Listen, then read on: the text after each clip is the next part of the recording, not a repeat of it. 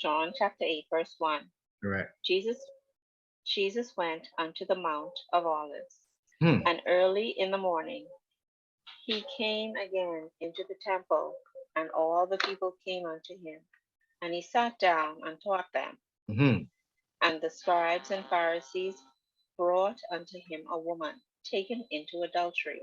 Hmm. And when they had set her in the midst, they say unto him, Master, this woman was taken in adultery, in the very act. Hmm. Now Moses in the law commanded us that such should be stoned. But what sayest thou? This they said, tempting him, that they might have to accuse him.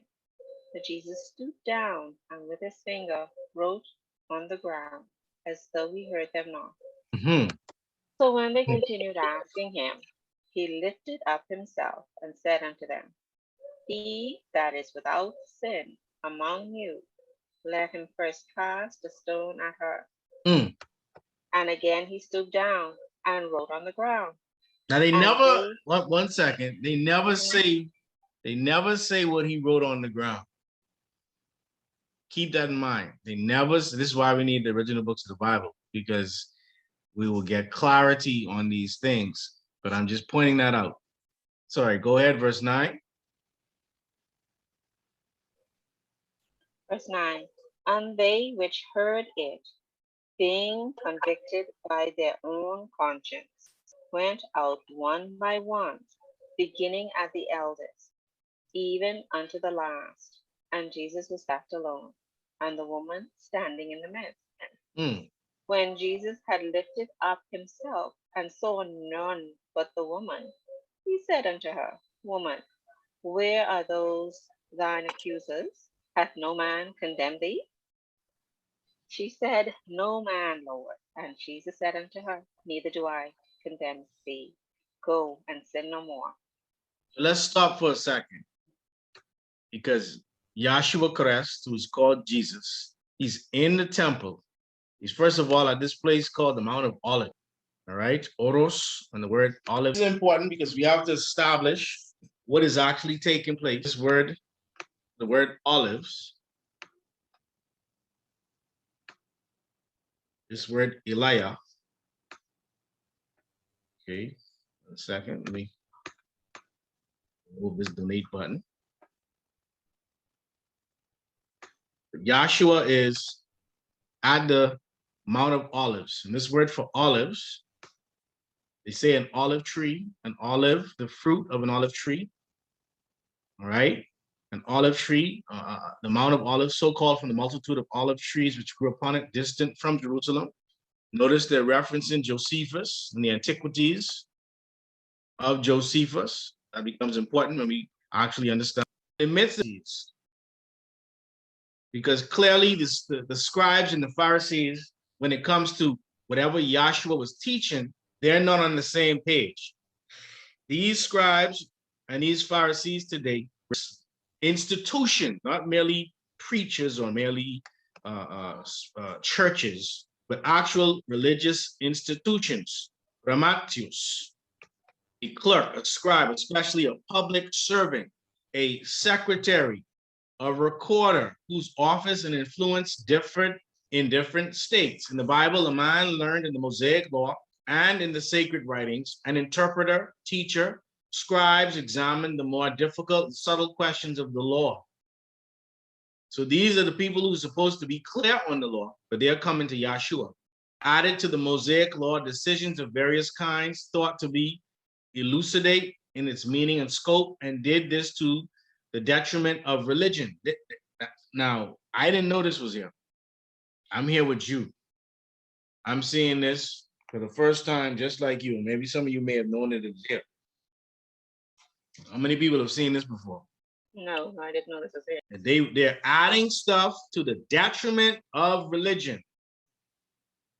So when people say, I'm not interested in religion, I'm not into that religious stuff, they are following what the scribes and the Pharisees have put together. Because we need to know why truth separates. Because these scribes and these Pharisees, they're supposed to be the men that are learned in the Mosaic law, And so as far as everyone is concerned, they have the truth. Since the advice of men skilled in the law was needed in the examination and the causes and the solution of the difficult questions, they were enrolled in the Sanhedrin and are mentioned in connection with the priests and elders of the people. They say, see a Bible dictionary for more information on the scribes. Then it goes on to talk about a religious teacher, so instructed that from his learning and ability to teach, advantage may rebound to the kingdom of heaven. So these people were supposed to be one step away from heaven. But here they are, bringing a woman who they say was caught in adultery, even though he, yes, has the truth, doesn't respond the way that people think he would respond, or doesn't respond the way many of us in today's society respond when it comes to the so-called law, when it comes to the so-called Bible. So he's teaching them. Let's just go here into the book of John, 8 chapter 2. Early in the morning, he came again. He was already there unto the temple, into the Herion, they say, and all the people, and he sat down, kathizo, because you want to be clear about what this is saying. Make to sit them on one. In to sojourn, to settle down. Okay. Kathizo in the Strong's definition, to seat down, that is set figuratively a point. So this wasn't merely him just sitting down. They say to set or appoint, to confer a kingdom on one. So this is key right here. You need to make sure you highlight this in your Bibles, because when it says that he sat down, he was conferring or appointing a kingdom on one. How do you confer a kingdom on one? That's the question, because truth separates. We need to understand how and why it separates. Yahshua wasn't just teaching what he wanted to teach. He was teaching, wasn't teaching, worship me, like most of these churches around here today do. I'm not attacking any church, but I have to, as a true Christian church, we have to separate ourselves from those who are not teaching what the real and living Messiah, Yahshua Christ, taught. Are y'all with me? Yes, We're here. This word, the kingdom upon one. It says to hold discourse with others in order to instruct them. That's what we're doing right now, to deliver didactic discourses, to be a teacher, to discharge the office of a teacher, conduct oneself as a teacher. So it doesn't only mean teaching, doesn't only mean you're going to talk to people. Teaching means the way you carry yourself, and everything that you do teaches those that are around you. That's why Basash always says to us, just draw near. Get close enough, you're going to learn stuff even when you don't think you're supposed to be learning stuff. To teach one, to impart instruction, to instill doctrine into one. So what doctrine was he instilling, according to what we just learned about the word sit down? What doctrine was he instilling? Kingdom. The kingdom. That's key. The thing taught or enjoined, to explain or to expound a thing. What was he explaining or expounding? He was explaining this kingdom. To teach one something. I'm starting here in John 8 because Yahshua, he's messing up religion, as they say. He didn't say it. Any stuff and messing the religion up. They come in with this woman. They say she was taken in adultery. Adultery, to commit adultery, to be an adulterer, to commit adultery with, have unlawful intercourse with another's wife. Of the wife, to suffer adultery, to be debauched. A Hebrew idiom. The word is used of those who at a woman's solicitation are drawn away to idolatry, to the eating of things sacrificed to idols. So does idolatry only mean to have a sexual encounter with someone? No. No. Don't. Wow. Because that's what they want us to think. And this, we caught this woman having sex with another man who's married or something. That's the way they teach it. But this woman could have been doing any of the things that are being mentioned here, because she could have. It says a word is used of those who at a woman's solicitation are drawn away to idolatry, and they give an example of the eating of things sacrificed to idols. Well, why is it saying the word is used of those who had a woman's solicitation. What woman is drawing people away to idolatry? Prostitute. Okay, prostitutes. All up. America. Say it again. I said America. Okay, America. Let's see. Let's go to Revelation 17. I thought the harlot was There's a woman. Yeah, Brother Misu said the harlot too. Revelation 17, and there came one of the seven angels which had the seven vials and talked with me, saying unto me, come hither, I will show unto thee the judgment of the great whore that sitteth upon many waters. Oh, so there's a great whore, with whom the kings of the earth have committed fornication. See there.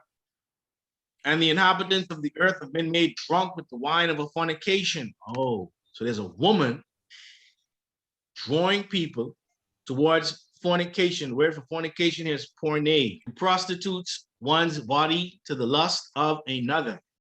Now everybody reads that and they think sexual intercourse. It's not what that said though.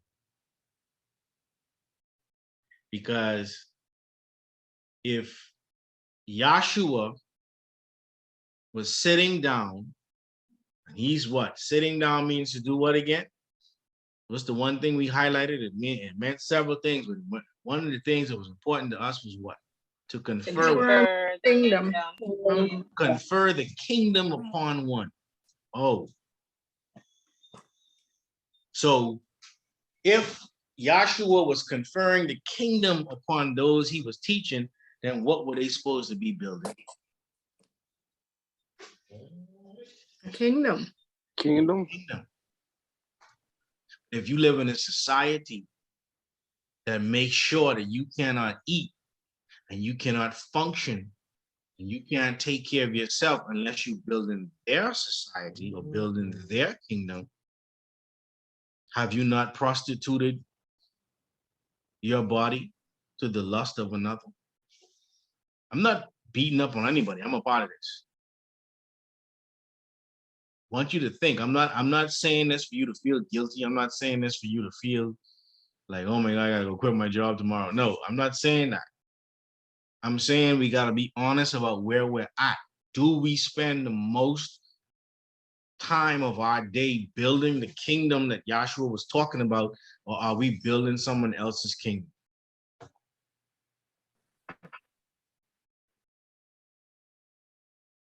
Everybody went quiet. Crowd went, shh. See, the unlawful sexual intercourse, of course, that's easy. We get that. You know what I'm saying? Most people are saying, I'm not a prostitute. What are you talking about? I don't sell my body for sex. Right? Sure. But how many of us are really taking the time and energy and effort, everything that we thank the Lord for in the morning? What do we do with it? Take all give it to someone else. You prostitute it. You take your heart, your energy, your heart, your work, everything, and you make sure that you know you to work on time and you dress the way they want you to dress. You take lunch when they ask you to take lunch, and if they walk up to you and tell you, "Well, you ain't getting paid this week, you getting half pay," and you keep coming and you still work the whole day, you prostituting to the lust of another, to the desire, because they want. I work in construction. I ain't building a house of someone that I understand is building the kingdom of the Most High Heavenly One. This thought, I didn't even know this was coming up tonight. This was the thought I had in my head today. So we're working so hard building these people's house. So we supposed to be doing this for ourselves. But we gotta build their house to get paid just to function.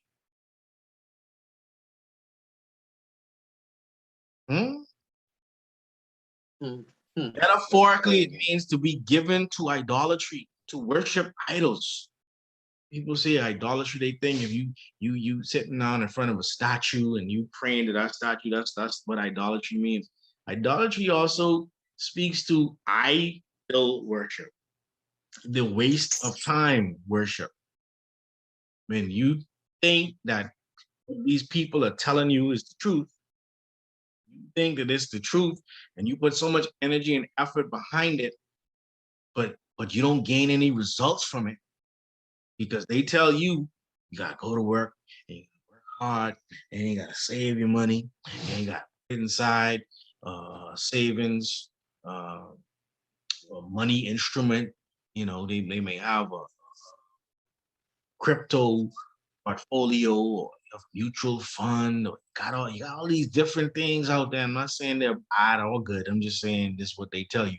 And you gotta make sure that you get this education and make sure you gotta get, go as you could go now. You get PhD, you get a postdoctorate, make sure your children and great children gotta be in the best school now, and make sure they mimic everybody that is in the dominant culture, and they teach us to follow this way of life that ain't working for us. That's idol worship. Go back and think about your parents and your grandparents and your great-grand, if you how far you could go back. They've been telling us this story over and over again. And where where is it leading us? In the Bahamas, they just had I think they now in Grand Bahama, the power company say they raising the rates on electricity now, right? The food stores telling you the food going up. Yes. Brace yourself. These people don't care. They'll turn your water off. They turn your light off. Turn your internet off. And if you don't follow this prescription on how you're supposed to live, then hey, you're a bad person. You're a bad person because you're not following what they ask you to do. But meanwhile, what is it really? If you're not doing these things with a plan, I'm not saying don't have a job. I'm not saying don't pay your bills. That's not what we're saying. We're saying pay your bills or have a job or go to school or make sure your children go into school with the purpose of building the kingdom of the Most High Heavenly One. That's right. Because if you're not doing that, now we got to question your truth.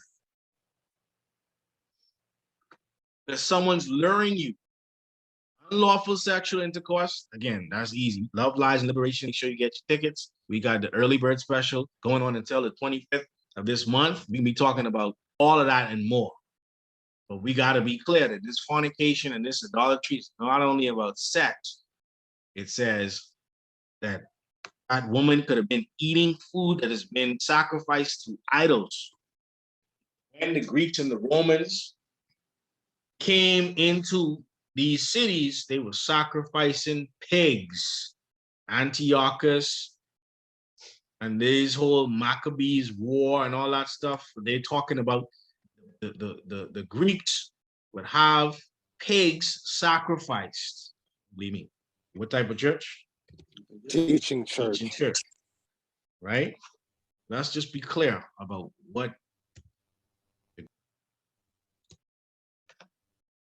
Antiochus 160, the sacrifice of a pig on an issue as talked about in the book of Daniel. Yes? Yes. When they talk about consuming food that's sacrificed to idols, this is what they're talking about in part. Clear? We now, why is Antiochus so important? Some people say, well, how do you know that's what that means? That's the question I would ask. But if you go to Acts 11, how do you know that's what it means? What's the question? I appreciate you asking that question, my sister. Let's go to Acts 11:26. And when he had found him, Sister Taret, can you read this for us, please? Yes. Acts 11:26. And when he had found him, he brought him into Antioch. And it came to pass that a whole year they assembled themselves with the church and taught much people. And the disciples were called Christians first in Antioch. In where? In Antioch. Yeah. In Antioch. They wasn't called Christian first in Jerusalem. No. Mm-mm. Look at Antioch.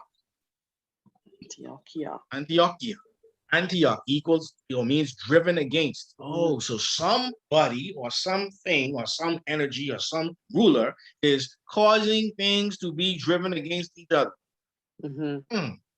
Because we're asking the question, we're making the statement or putting it on the table, you know, why truth separates. It's Right. the capital of Syria. It's situated on the river Orontes, founded by Seleucus Nicanor in 300 BC and named in honor of his father Antiochus. Many Greek Jews. Oh, so you mean they had Greek Jews? Hmm. They mean every time we see the word Jew, it don't mean just Jew. It can mean a Greek Jew. Wow. Many Greek Jews lived there, and it was here that followers of Christ were first called Christians. So you mean the followers of Christ were some Greek Jews? Hmm. A city in Pisidia on the borders of Phrygia, founded by Seleucus and Nicanor under the Romans. It became a colonia and was also called Caesarea. Oh, Wow. Interesting. just pausing because, you know, we should be really concerned right now. KaHun. Yeah. But then I said to Caesar. Go ahead. And Go are ahead. these, Caesarea. Yeah, because Yeah. and whose disciples were these? I just remember Hello. Sunday, Baptist was talking Yes. about that's Paul's Paul's disciples. disciples. False disciples. first of all, you need Whose disciples? you are okay. We're gonna get to the disciples. Who's the Christ they talking about? Mm. Mm. They said followers of Christ were first called Christians in Antiochus. Which Christ was this? This Antiochus the fourth, right? We coming, right? Who is the son of Antiochus the fourth, or Epiphanes? Antiochus mean like Laodicea in Revelation. Wow. And they're putting their family in the place of the original families of the scripture. Mm. Antiochus was a member of the Greek Seleucid dynasty and was the son and potential successor of Antiochus III the Great. And as such, let's just read a little bit about Antiochus because you have a city named after this man, and that's the first place people are called Christian. He was the father of the Seleucid. Ah. Yes. And who is this? We'll talk about the Seleucid because we ain't got time to go through everything. The Right. Seleucid, that kingdom was set up by who? One of Alexander's generals. One of the generals of Alexander, Mm-hmm. right? Mm-hmm. So someone has stepped in and it's claiming this doctrine and it's claiming truth. Antiochus IV Epiphanes, ancient Greek, was a Greek Hellenistic king of the Seleucid Empire from 175 BC until his death in 164 BC. And this give you the origins of Western legal tradition. This is where you can find this information. You ain't in Wikipedia. They're giving you sources. He was the son of King Antiochus III the Great. His original name was what? Mithridates. Mithras. Yes, Mithra. Because that's who these people worship. He is named Antioch after he ascended the throne. Notable events during the reign of Antiochus IV include his near conquest of Ptolemaic Egypt. This is where Ptolemaic Egypt was started by who? Ptolemy. Ptolemy. Founded in 305 BC by Ptolemy the first Soter. The word Soter is the word savior. Savior. So when they say salvation, they ain't talking about the real and living Messiah, Yeshua. They talking about Soter. Mm-hmm. And why does truth separate? Because this is some people's truth. is persecution of the Jews of Judea and Samaria and the rebellion of the Jewish Maccabees. Let's talk about Wow. Antiochus' ascension to the throne was controversial and was seen as a usurper of some. After the death of his brother Seleucus IV Philopator in 175 BC, the true heir should have been Seleucus' son Demetrius. However, Demetrius was very young and a hostage in Rome at the time. You know, you can't help being kidnapped, right? Antiochus seized the opportunity to declare himself king instead and successfully rallied enough of the Greek ruling class in Antioch, in where? Antioch. In There's a Antioch. there's a Greek Class. ruling class in Antioch to support his claim. This helped set a destabilizing trend in the Seleucid Empire in subsequent generations as more and more claimants to the throne tried their luck at declaring themselves king. After his own death, power struggles between competing lines of the ruling dynasty heavily contributed to the collapse of the empire. Now, this is where they say people want KaHun, nothing to do. so that me Go ahead, with that sis. was his middle name Epiphanes, Mhm. that we have as God manifest. Right. And if I'm not mistaken, the Catholic Church have The Epiphany. special day, Epiphany. Mm. They have Epiphany, yeah, that's celebrated. I remember that. Wow, thank you. Let's look at it. Look at it. Because truth separates people. You see what I'm saying? All right. Yeah.